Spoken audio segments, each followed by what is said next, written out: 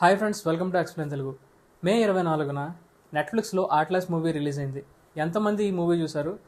చూసిన వాళ్ళు ఉంటే మీ ఒపీనియన్ని కింద కామెంట్ చేయండి. చూడని వాళ్ళు ఈ వీడియో తర్వాత ఆ మూవీ చూడడానికి అయితే ట్రై చేయండి. ఆట్లస్ ఈ మూవీ ఒక సైఫై మూవీ.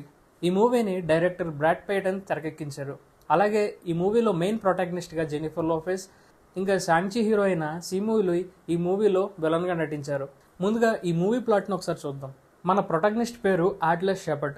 ఆట్లస్ వాళ్ళ అమ్మ హార్లెన్ అనే ఒక ఏఐ రోబోట్ని కనిపెడుతుంది. ఆ రోబోట్కి సొంత ఆలోచనలు పెరిగిపోయి మిగతా రోబోట్స్ని కంట్రోల్ చేయడం స్టార్ట్ చేస్తుంది.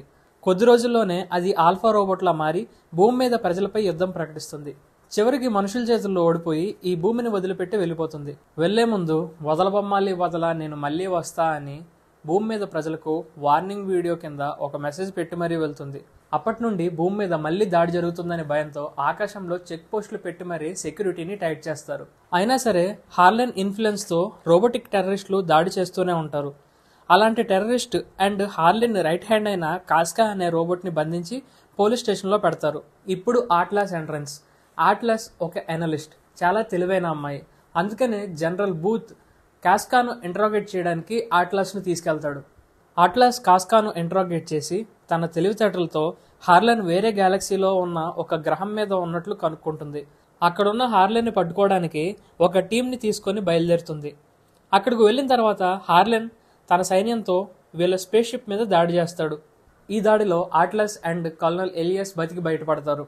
అంతేకాకుండా ఆట్లస్ని కాపాడడానికి స్మిత్ అనే ఏఐ రోబోట్ కూడా ఉంటుంది. గతిలేక గంజన్నం అన్నట్లు ఆట్లస్కు ఏఐపై నమ్మకం లేకపోయినా తప్పనిసరి పరిస్థితుల్లో ఆ రోబోట్ మీద డిపెండ్ అవ్వాల్సి వస్తుంది.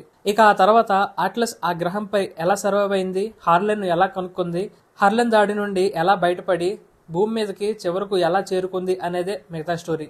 ఈ మూవీ చూసిన తర్వాత నా అభిప్రాయం ఏంటంటే, ఎందుకంటే ఈ మూవీ ఒక అవతార్, ఒక ఏజ్ ఆఫ్ ఆల్ట్రాన్, ఒక ఐ రోబోట్, ఈ మూవీస్ అన్నిటిని కలిపి ఫ్రూట్ మిక్స్ యూస్ చేసినట్లు కనిపిస్తుంది. ఈ మూవీలో ముందుగా మాట్లాడుకోవాల్సింది మెయిన్ క్యారెక్టర్ అయిన జెనిఫర్ లోపెజ్ గురించి.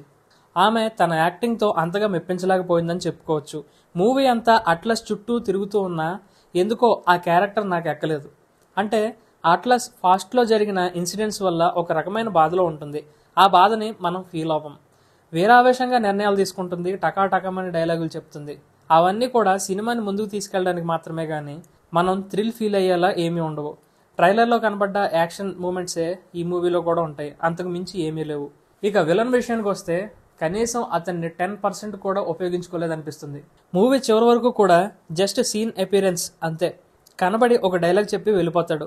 ఇక మూవీ చివరకు వచ్చేసరికి కుర్రాడు చైనా వాడు కాబట్టి 1-2 స్టంట్లు పెట్టి ఫైట్ చేయిందాం అని ఒక ఫైట్ పెట్టినట్టు ఉంటుంది. అయినా విలన్ గా పెట్టుకోవడానికి ఎంతో మంది ఆర్టిస్టులు ఉంటారు.